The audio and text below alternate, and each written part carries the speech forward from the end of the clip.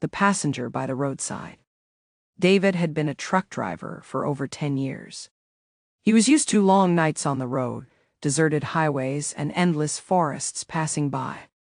That night, he took a route through remote areas where streetlights were scarce, and cell phone coverage disappeared for miles. The road was empty. Only his headlights cut through the darkness, revealing patches of asphalt ahead.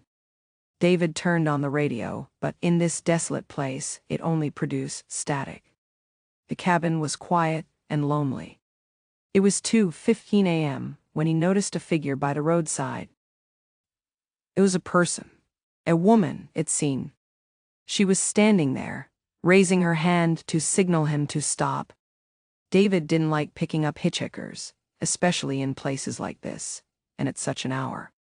But something about her figure made him hit the brakes. She looked lost, dressed inadequately for the cold night, a light dress fluttering in the chilly breeze. He rolled down the window. "Where are you headed?" he asked. "Just to the junction, please," she said softly. Too softly, almost like a whisper. He sighed, opened the door, and the woman climbed into the cab. Her face was unnaturally pale, and her gaze distant. David noted it, but decided not to ask too many questions. "What are you doing out here all alone?" He tried to make conversation. She looked at him with a strange smile. "They left me here. I want to go home."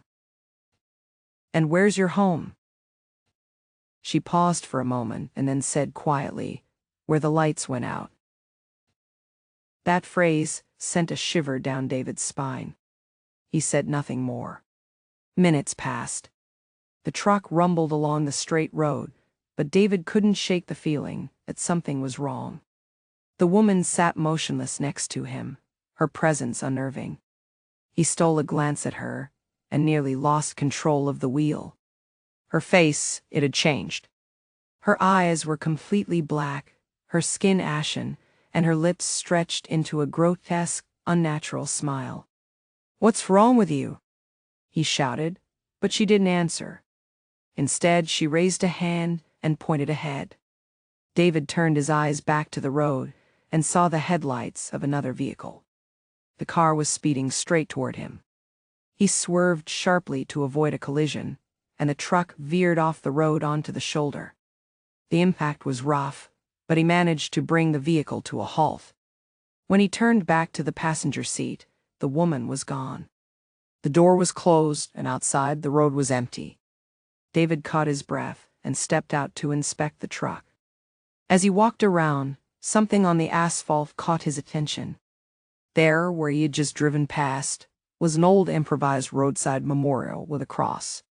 On the cross, a sign read, "In memory of Anastasia, loved and remembered." A chill ran down his spine. He climbed back into the cab, trying to calm himself. But as he started the engine, he heard her voice again. "Thanks for the ride." After that, David never took another night route.